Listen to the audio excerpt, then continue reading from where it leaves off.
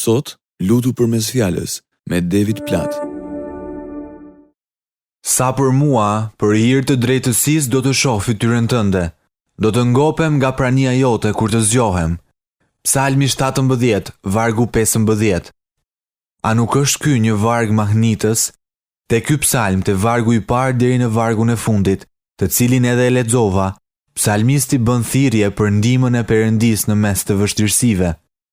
Më mbulon në hijen e krave të tu, nga të pabesët që më shtypin dhe nga armisht për vdekje që më rrethojnë. Ai është duke kaluar ditë shumë të vështira. Do të vijë një ditë kur të gjitha shqetësimet do të veniten dhe ne do të kalojmë përjetësinë duke soditur lavdinë e Zotit. Në fund të psalmit ai thot: "Sa për mua, për hir të drejtësisë do të shoh fytyrën tënde, do të ngopem nga prania jote kur të zgjohem." E shihni shpresën në ditë të vështira? Ditët e vështira nuk janë fundi. Ditët e vështira nuk janë pika ku historia ndalon. Do të vijë një ditë kur të gjithë ata që besojnë te Perëndia, të gjithë ata që e kanë vendosur besimin e tyre te Jezusi, do të jenë të falur për mëkatet e tyre dhe marrëdhënia e tyre me Perëndin do të restaurohet. Do të vijë një ditë kur do të sodisin fytyrën e tij. Këtë thot Zbulesa kapitulli 22. Fjalët më të bukura të Biblës janë: ata do të shohin fytyrën e tij. Dhe kjo është shpresa ku mbahemi. Çfarë do të bëjmë ne kur të shohim fytyrën e tij? Ai do të fshijë çdo lot nga syt tan.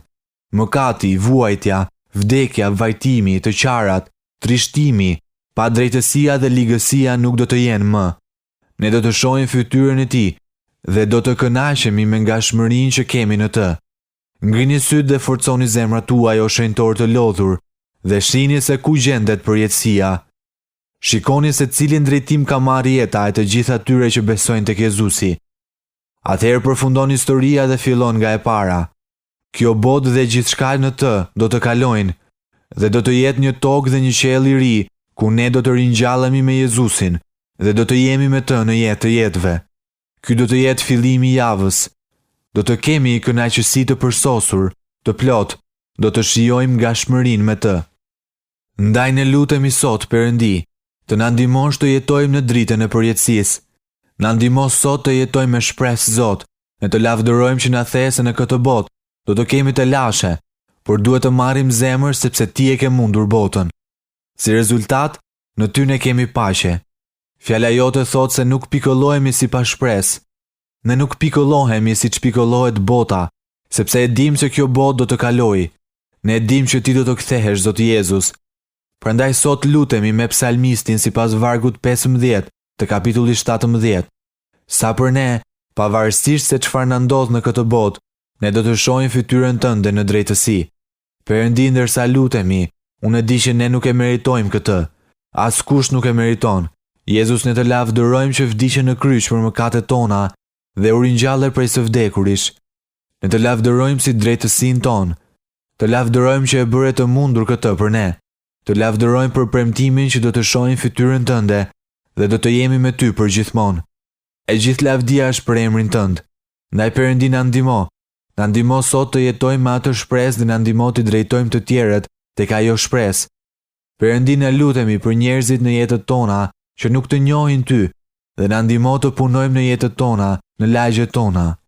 Ne lutemi që të na përdorësh sot që t'i drejtojmë ata te kjo shpresë. Ne lutemi Zot që të na ndihmosh ta shpërndajmë këtë shpresë deri në skajet e tokës. Ne lutemi për fisin patarja në Indi. Asnjë prej tyre nuk është ndjekës i Jezusit. Zot, ne lutemi që të bësh që ungjilli të arritë ata njerëz dhe shumë fise të tjera si ata. Ne lutemi për përhapjen e asaj shprese, që edhe të tjerët të mund të shohin fytyrën Tënde në drejtësi dhe të shijojnë ngashmërinë me Ty. Perëndi, na ndihmo të jetojmë sot në dritën e përjetësisë, në dritën e shpresës që kemi dhe në shpresën që është e disponueshme për të gjithë ata që besojnë në Ty. Ne lutemi për këto në emrin e Jezusit. Amen.